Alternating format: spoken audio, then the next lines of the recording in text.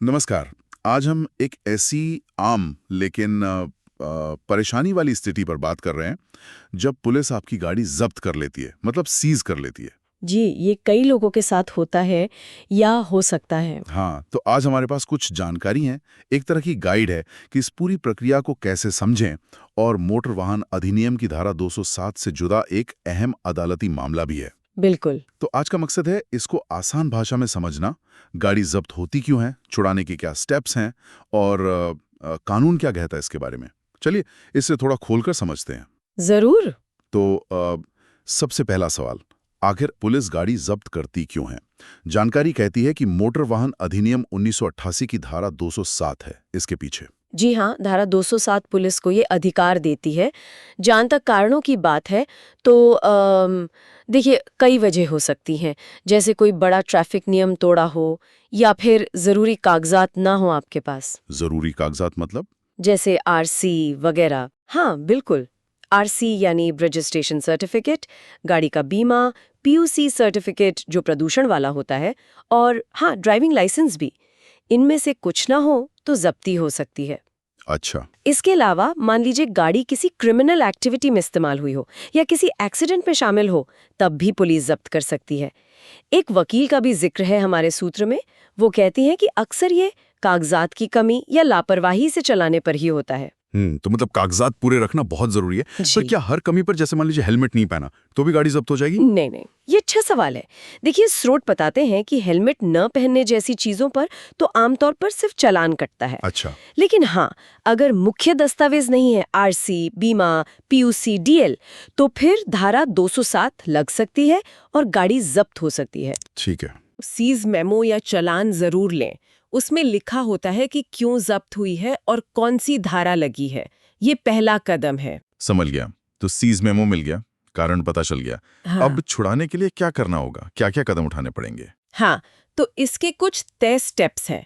पहला तो यही कि जो भी जरूरी कागजात हैं उन्हें इकट्ठा करना होगा। जैसे क्या क्या चाहिए होता है? देखिए, मालिक का कोई पहचान पत्र जैसे आधार कार्ड, फिर गाड़ी की आरसी, बीमा की कॉपी, पीयूसी, ड्राइविंग लाइसेंस अगर लागू होता है तो, और वो जो पुलिस से एफआईआर या चालान मिला है उसकी कॉपी, साथ में मालिक की एक आध फोटो भी। ठीक है, ये सब जमा कर लिया, फिर कोर्ट जाना पड़ता है? जी हाँ, इन सब कागजातों के साथ आपको संबंधित कोर्ट में, ज्यादातर ये सीजेएम यानी चीफ जुडिशियल मैजिस्ट्रेट या फिर जेएमएफसी कोर्ट होता है, एक एप्लीकेशन मतलब एक अर्जी देनी होती है गाड़ी छुड़ाने के लिए। उस अर्जी में क्या लिखना होता है? उसमें आप गाड़ी का पूरा ब्यौरा देंगे, क्यों जब्त हुई थी ये बताएंगे, और ये भी कि आपके पास सारे जरूरी दस्तावेज अब मौजूद हैं। और अगर कोई फाइन या चालान भी कटा था तो? हाँ, तो वो फाइन या चालान भरना होगा और उसकी रसीद भी एप्लीकेशन के साथ लगानी होगी। फिर ये सारे कागज कोर्ट में जमा हो जाते हैं। कोर्ट फिर सब कुछ चेक करता है। अगर उन्हें सब ठीक लगता है तो वो गाड़ी छोड़ने का यानी रिलीज ऑर्डर जारी कर देते हैं। अच्छा, फिर वो रिलीज ऑर्डर लेकर? वो ऑर्डर लेकर आपको उस पुलिस स्टेशन जाना है जहां आपकी गाड़ी रखी गई है। ऑर्डर वहां जमा करने पर वो अपनी कार्रवाई पूरी करके गाड़ी आपको वापस सौंप देंगे। आजकल तो सब डिजिटल हो गया है। वो डिजी लॉकर या एम परिवहन ऐप में जो दस्तावेज होते हैं, क्या वो दिखाने से काम चल जाता है? जब्ती रुक सकती है? हाँ, ये बहुत अहम बात है।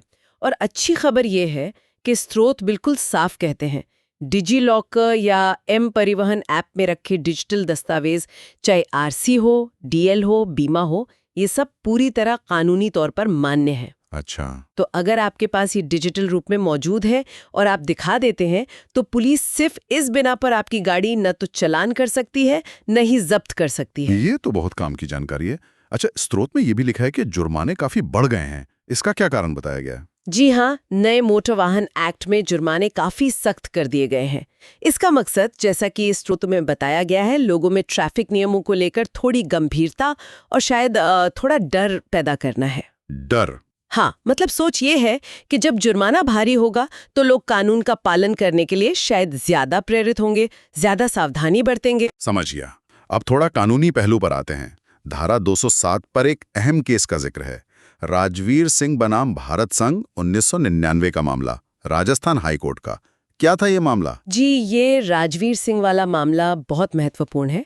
इसमें सीधे सीधे धारा 207(1) जो पुलिस को गाड़ी जब्त करने की शक्ति देती है, उसकी संवैधानिकता को ही चुनौती दे दी गई थी। अच्छा, किस आधार पर? तर्क ये दिया गया था कि ये शक्ति कहीं मनमानी तो नहीं, क्या ये पुलिस को खुली छूट दे देती है गाड़ी जब्त करने की, जो कि मौलिक अधिकारों के खिलाफ हो सकता है। तो कोर्ट ने क्या कहा इस पर? कोर्ट ने, मतलब राजस्थान हाई कोर्ट ने इस धारा को संवैधानिक माना। उन्होंने कहा कि ये मनमानी नहीं है। कोर्ट में सुप्रीम कोर्ट के एक पुराने फैसले का भी हवाला दिया। ट्रांसपोर्ट कमिश्नर हैदराबाद बनाम एस सरदार अली।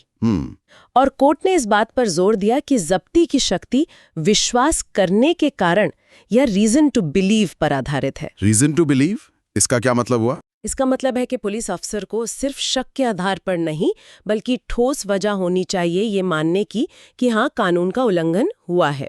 तो कोर्ट ने कहा कि ये जो रीजन टू बिलीव की शर्त है, ये अपने आप में एक सुरक्षा कवच है मनमाने इस्तेमाल के खिलाफ। तो इस फैसले का आम आदमी के लिए क्या मतलब निकला? इसका महत्व क्या है? देखिए, इसका महत्व ये है कि ये फैसला एक संतुलन बनाता है। एक तरफ ये मानता है कि कानून व्यवस्था के लिए पुलिस के पास ऐसी शक्तियां होनी चाहिए, ठीक है, लेकिन दूसरी तरफ ये साफ करता है कि गाड़ी मालिक के पास भी अधिकार है धारा 207 के 2 के तहत। वो हमेशा ट्रांसपोर्ट अथॉरिटी या कोर्ट जाकर अपनी गाड़ी छुड़वाने के लिए आवेदन दे सकता है। तो मतलब शक्ति भी है, पर नागरिक के पास समाधान का रास्ता भी है। और वो मालिक वाली बात, कुछ और केस भी थे शायद? हाँ, कुछ और मामले भी हैं जिनका जिक्र आता है, जैसे ओम प्रकाश जायसवाल, वैभव जैन। इनमें मालिक कौन है इसकी परिभाषा को और स्पष्ट किया गया है। ये अहम हो सकता है क्योंकि जब्ती के मामले में जिम्मेदारी किसकी बनती है, ये तय करने में मदद मिलती है। बिल्कुल। तो अंत में लोगों के लिए कुछ खास टिप्स या सलाह जो इस जानकारी से मिलती हैं? हाँ, कुछ ज़रूरी बातें हैं। पहली तो ये कि अगर गाड़ी जब्त हो जाए तो फुर्ती दिखाएं, कार्यवाही जल्दी शुरू करें, देर ना करें। दूसरी, अपने गाड़ी के सारे कागजात हमेशा पूरे रखें और अपडेटेड रखें, ओरिजिनल भी और हो सके तो डिजिटल कॉपी भी, जैसे डिजी लॉकर में। और किसी भी गलत तरीके से, जैसे रिश्वत देकर गाड़ी छुड़ाने की कोशिश बिल्कुल ना करें। अगर आपको लगता है कि पुलिस बेवजह देरी कर रही है या परेशान कर रही है, तो आप उनके सीनियर अफसरों जैसे एसपी ऑफिस में या सीधे कोर्ट में भी शिकायत कर सकते हैं। और वकील की जरूरत कब पड़ सकती है? हाँ, अगर मामला थोड़ा पेचीदा लगे, मान लीजिए गाड़ी किसी आपराधिक मामले से जुड़ी है, तो फिर किसी अच्छे वकील की सलाह लेना ही सबसे समझदारी की बात है। बहुत सही। तो संक्षेप में कहें तो अगर गाड़ी जब्त हो जाती है तो घबराने की बजाय कारण पता करें, कागजात तैयार करें, सही तरीके से कोर्ट में अर्जी दें, जुर्माना है तो भरें और कोर्ट के ऑर्डर से गाड़ी वापस ले लें। और हाँ, डिजी लॉकर जैसे डिजिटल साधनों का इस्तेमाल करें। बिल्कुल, प्रक्रिया थोड़ी लंबी या जटिल लग सकती है पहली बार में, लेकिन सही जानकारी और पूरे कागजात हों तो मुश्किल नहीं है। और राजवीर सिंह जैसे मामले हमें याद दिलाते हैं कि कानून ने व्यवस्था बनाए रखने के लिए अधिकारियों को शक्ति दी है, तो नागरिकों को भी अपनी सुरक्षा और समाधान के लिए रास्ते दिए हैं। हाँ, ये संतुलन वाली बात महत्वपूर्ण है। आज की इस बातचीत से एक विचार मेरे मन में आ रहा है, जैसे जैसे टेक्नोलॉजी बदल रही है, डिजी लॉकर आ गया और कानून की समझ भी विकसित हो रही है, जैसे मालिक कौन है, तो भविष्य में ये जो संतुलन है, कानून लागू करने वालों की शक्ति और आम नागरिक की सुविधा, इसे और बेहतर कैसे बनाया जा सकता है, इस पर सोचने लायक है। बिल्कुल सोचने वाली बात है।